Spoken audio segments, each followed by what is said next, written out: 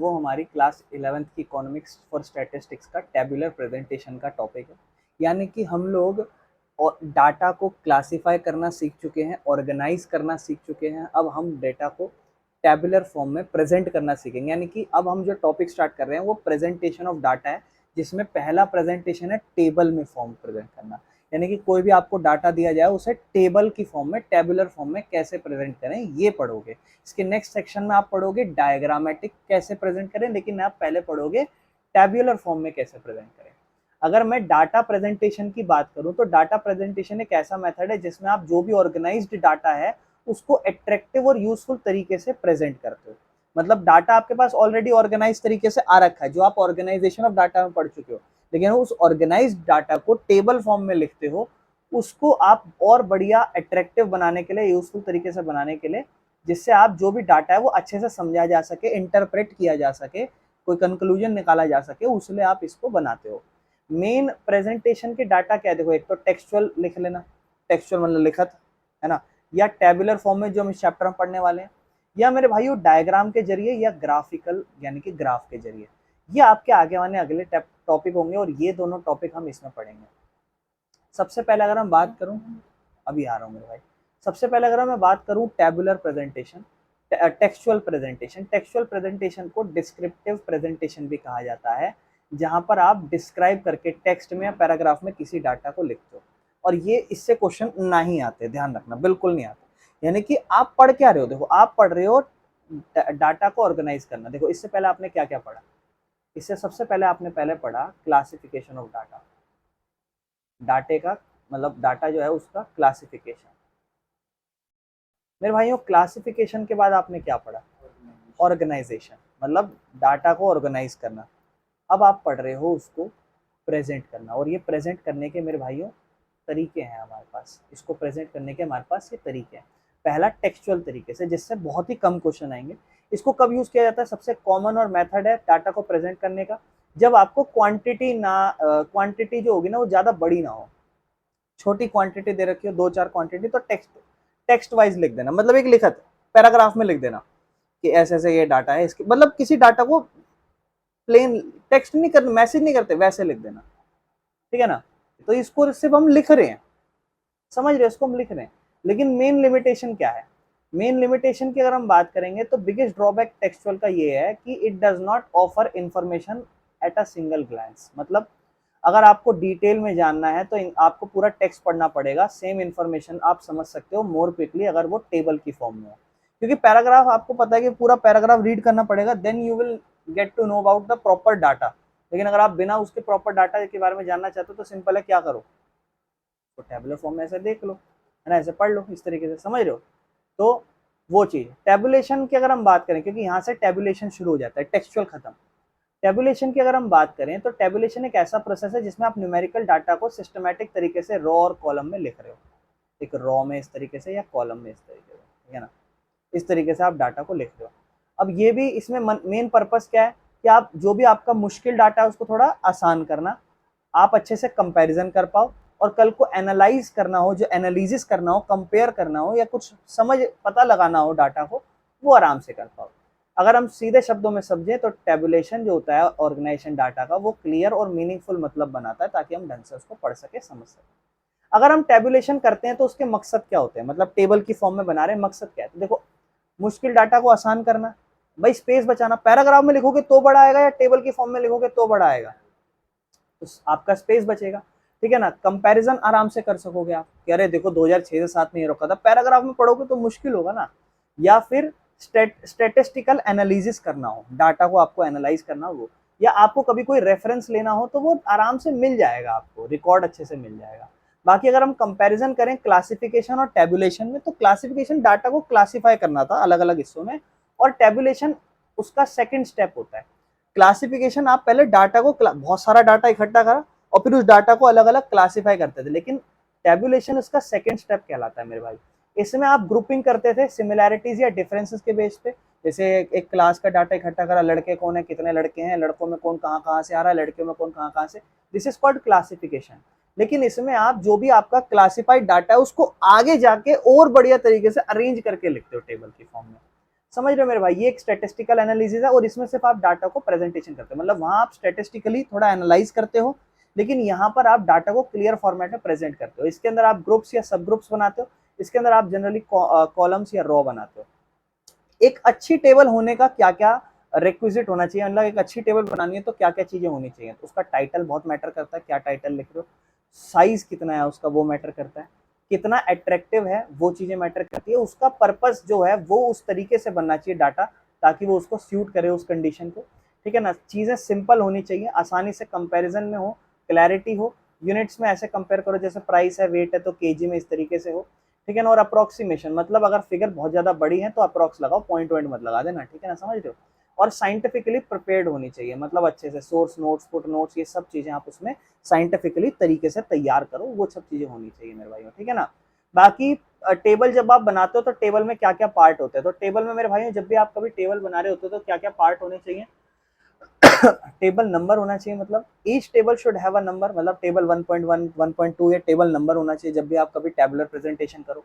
फिर उसके बाद मेरे भाइयों आपको एक टाइटल देना होता है, आपको हेड नोट देना पड़ता है, मतलब ये ब्रैकेट्स में लिखा होता है टाइटल के बिल्कुल नीचे, ठीक है ना, ठीक है। और ये एक एक्स्ट्रा इन्फॉर्मेशन देता है पूरी टेबल के बारे में, फिगर्स को करोड़ में या वेट को टन्स में बताता है।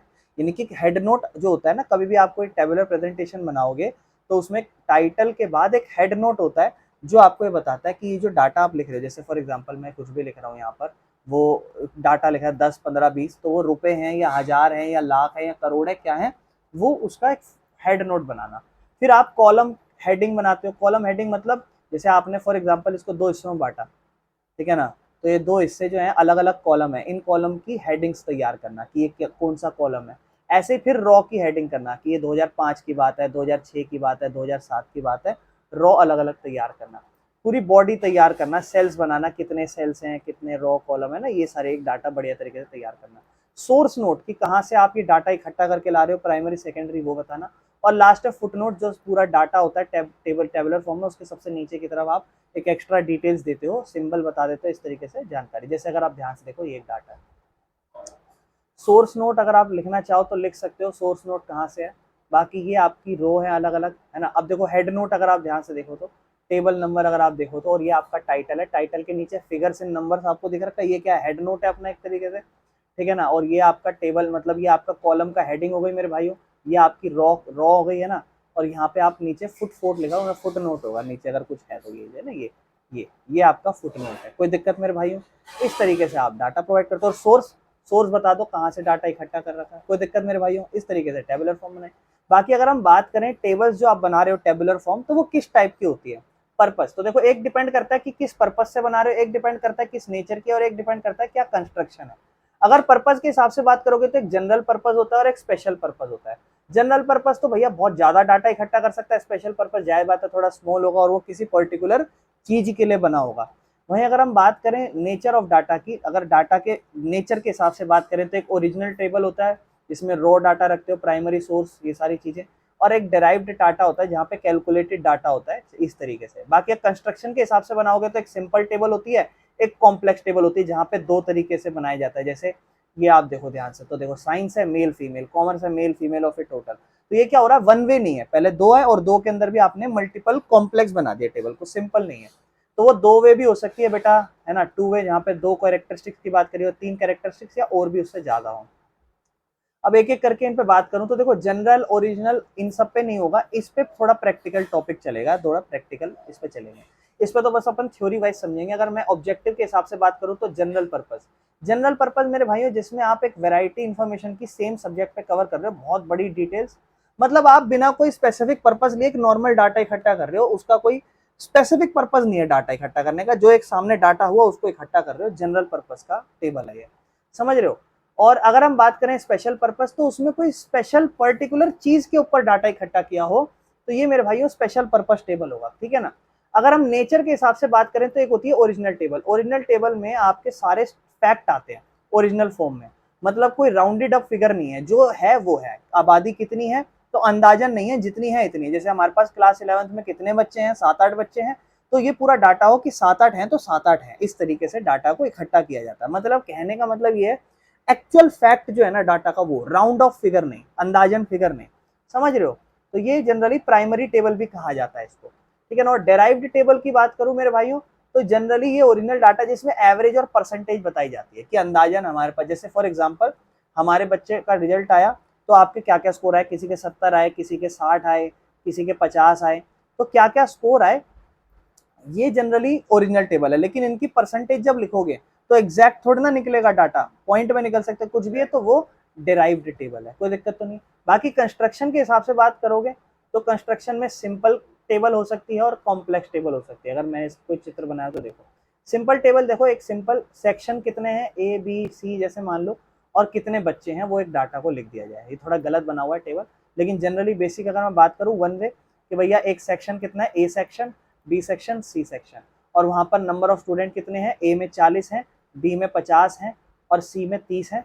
तो ये क्या हुआ, एक सिंपल वन वे टेबल है, ठीक है ना। इसे क्या कहा जाएगा अपने, simple table, one way table. लेकिन कॉम्प्लेक्स होगी तो कैसे होगा कि सेक्शन ए में बॉयज कितने हैं, गर्ल्स कितनी है, और फिर टोटल लड़के 40 है, लड़की 50 है, लड़के 50 है, लड़की 60 है, इस तरीके से। तो ये वन वे टू वे। अब देखो फीमेल मेल और इसके अलावा कोई और टाइप भी हो, टीचर कितने हैं, टीचर में मेल फीमेल क्या है, तो वो और कॉम्प्लेक्स हो गई। इस टाइप की टेबल्स होती है मेरे भाइयों। इस चैप्टर की थ्योरी इतनी है, बस ध्यान समझना मेरे भाई, ठीक है। तो हटा देते हैं। सबसे पहले आपको कहता है 1250 पेरेंट्स हैं। डाटा को ना देखो कभी भी बनाओ ना तो पहले रफली समझो कैसे लिखना है।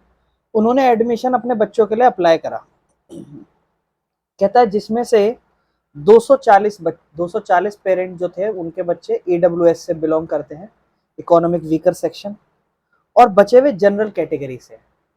तो 1250 में कितना बच गया मेरे भाई, 1010 है ना, जनरल कैटेगरी से बच गया। और आपको कहता है जनरल कैटेगरी में 32 पेरेंट्स ऐसे हैं जो सर्विस है, और 12 ऐसे हैं जो सेल्फ एम्प्लॉयड और रिमेनिंग बिजनेस क्लास है। तो जनरल को 3 हिस्सों में बांट दो, 32 लोग और 12 लोग और रिमेनिंग। तो 32 और 12 1010 है मेरे भाई। 32 दो दो चार, 3 और 1 44, ये 10 में 4 गए, ये 966 होगा, बिल्कुल सही है ना। यानी कि बचा हुआ 966, ये बिजनेस क्लास है, बिजनेस सर्विस वाले लोग। 12 लोग सेल्फ एम्प्लॉयड हैं और 32 लोग जो है वो सर्विस क्लास लोग से। और अब अगर हम बात करें ईडब्ल्यूएस में, ईडब्ल्यूएस में अगर हम बात करें तो 240 है। तो ईडब्ल्यूएस को यहाँ लिख देना ऐसे।